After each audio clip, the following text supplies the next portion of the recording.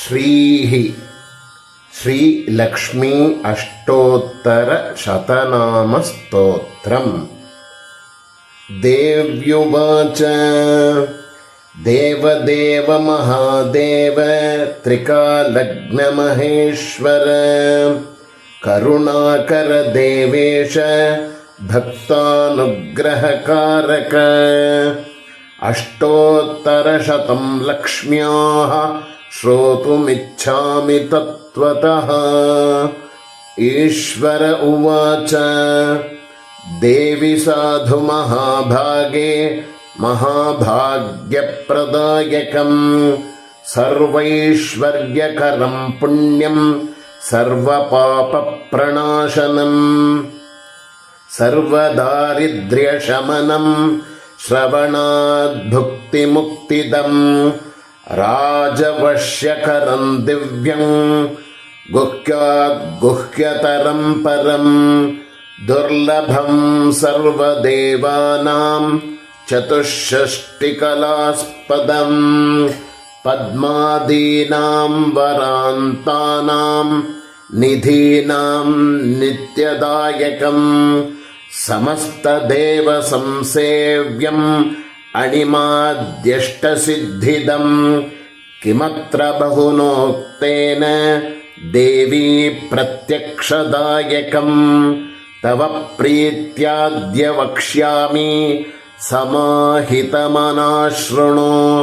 अष्टोत्तरशतन्यासः महालक्ष्मीस्तु देवता क्लीं बीजं पदमित्युक्तं शक्तिरस्तु भुवनेश्वरी। अस्य श्रीलक्ष्मी अष्टोत्तरशतनाम महामन्त्रस्य शिवऋषिः अनुष्टुप्छन्दः श्रीमहालक्ष्मी देवता क्लीं बीजं भुवनेश्वरी शक्तिः क्लूं कीलकं श्रीमहालक्ष्मी प्रसादसिद्ध्यर्थे जपे विनियोगः। लं पृथिव्यात्मिकायै गन्धं समर्पयामि हम् आकाशात्मिकायै पुष्पाणि समर्पयामि यं वायुवात्मिकायै धूपमघ्रापयामि रम् अग्न्यात्मिकायै दीपं सन्दर्शयामि वम् अमृतात्मिकायै अमृतोपहारनैवेद्यं निवेदयामि सं सर्वात्मिकायै सर्वोपचारपूजाः समर्पयामि। करन्यासः श्रां अङ्गुष्ठाभ्यां नमः श्रीं तर्जनीभ्यां नमः श्रूं मध्यमाभ्यां नमः श्रैं अनामिकाभ्यां नमः श्रौं कनिष्ठिकाभ्यां नमः श्रः करतलकरपृष्ठाभ्यां नमः। अङ्गन्यासः श्रां हृदयाय नमः श्रीं शिरसे स्वाहा श्रूं शिखायै वषटे श्रैं कवचाय हुं श्रौं नेत्रत्रयाय वौषटे श्रः अस्त्राय फटे भूर्भुवः सुवरोमिति दिग्बन्धः। ध्यानम् वन्दे पद्मकरां प्रसन्नवदनां सौभाग्यदां भाग्यदां हस्ताभ्यामभयप्रदां मणिगणैर्नानाविधैर्भूषितां भक्ताभीष्टफलप्रदां हरिहरब्रह्मादिभिः सेवितां पार्श्वे पङ्कजशङ्खमुख्यनिधिभिः युक्तां सदा शक्तिभिः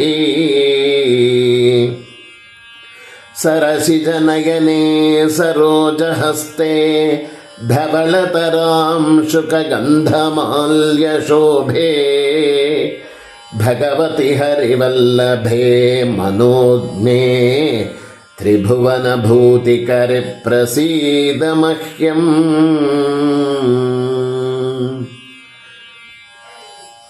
प्रकृतिं विकृतिं विद्यां सर्वभूतहितप्रदां श्रद्धां विभूतिं सुरभिं नमामि परमात्मिकां।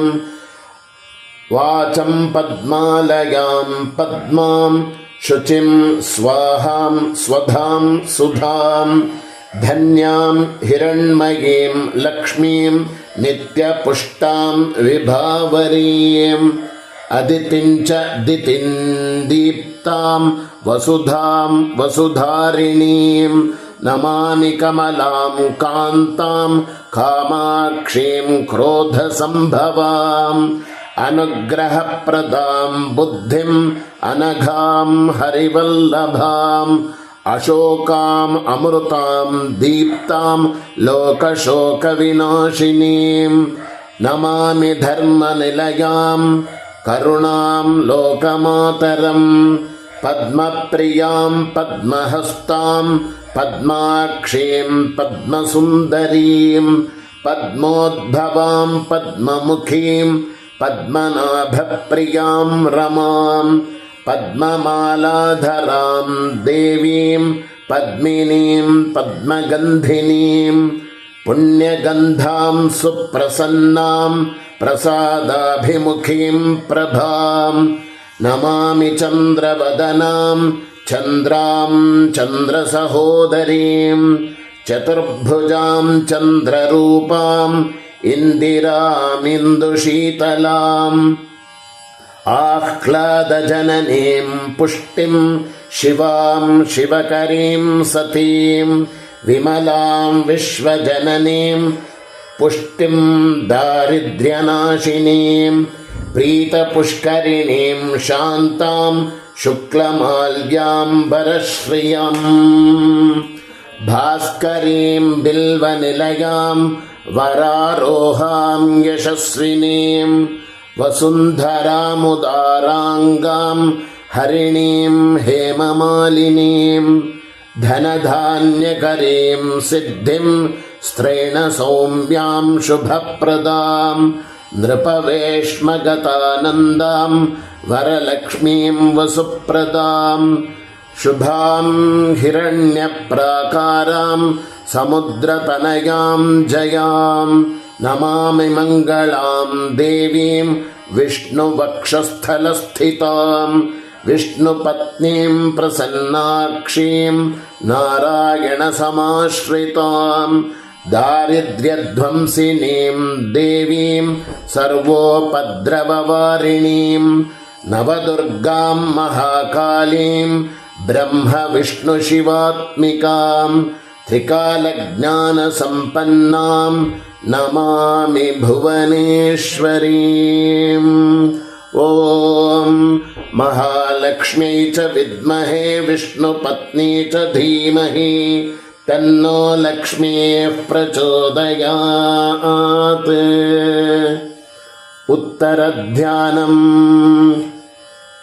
लक्ष्मीं क्षीरसमुद्रराजतनयां श्रीरङ्गधामेश्वरीं दासीभूतसमस्तदेववनितां लोकैकदीपाङ्कुरां श्रीमन्मन्दकटाक्षलब्धविभव ब्रह्मेन्द्र गङ्गाधरां तां त्रैलोक्यकुटुम्बिनीं सरसिजां वन्दे मुकुन्दप्रियां। मातर्नमामि कमले कमलायताक्षी श्रीविष्णुहृत्कमलवासिनि विश्वमातः क्षीरोदजे कमलकोमलगर्भगौरी लक्ष्मीः प्रसीद सततं नमतां शरण्ये।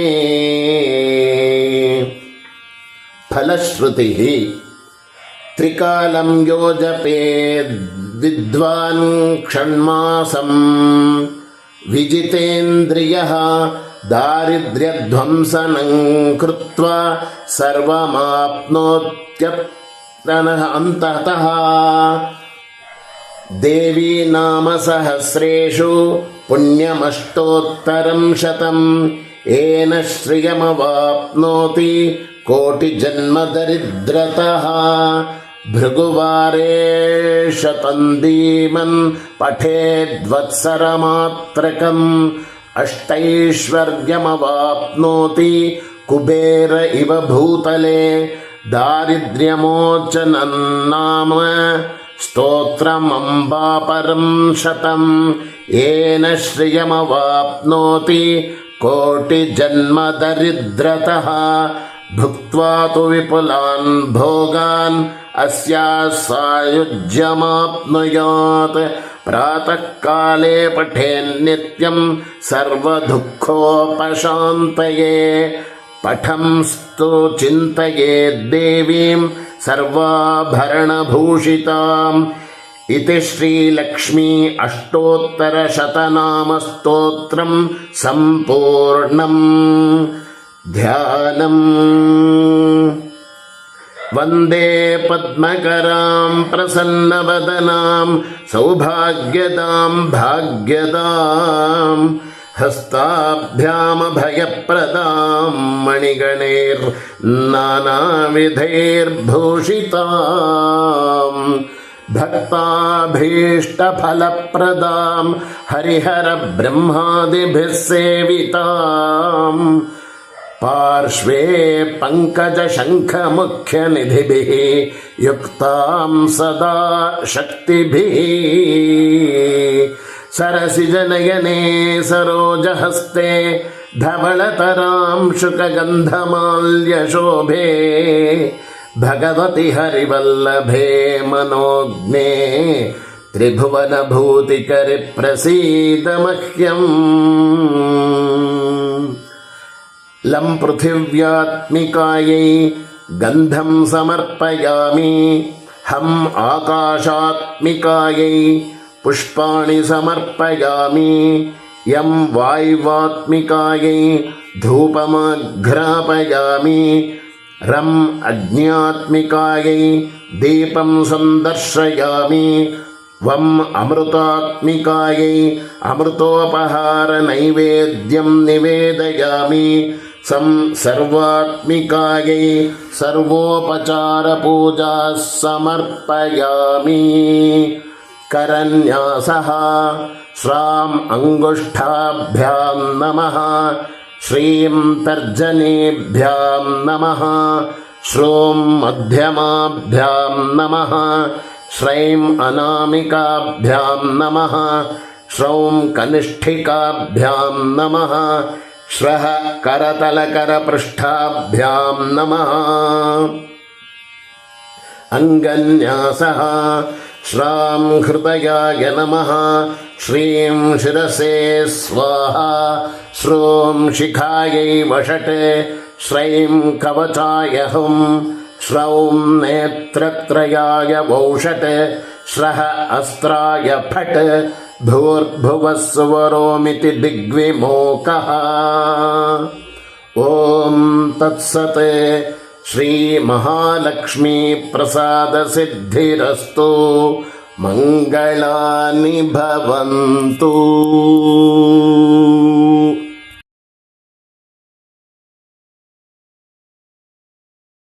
वीडियोस बनाने हैं फिल्मोरा है ना।